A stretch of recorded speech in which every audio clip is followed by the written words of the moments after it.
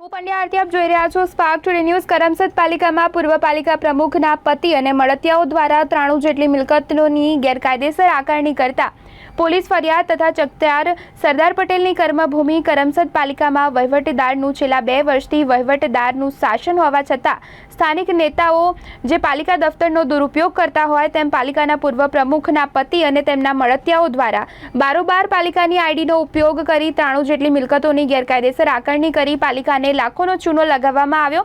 ત્યારે વિદ્યાનગર પોલીસ મથકે પાલિકા પૂર્વ પ્રમુખના પતિ સહિત 4 વિરુદ્ધ ફરિયાદ નોંધાવતા ચકચાર મચી જવા પામી છે। પ્રાપ્ત વિગતો અનુસાર ન હોવા છતાં પાલિકા સંસ્થાને જેમાં જે ગેરકાયદેસર જે આરોપો લગાવવામાં આવ્યા છે તે અનુસાર ફરિયાદ નોંધાવવામાં આવી છે અને જે હેઠળ ફરિયાદ નોંધાવતા ચકચાર મચી જવા પામી છે।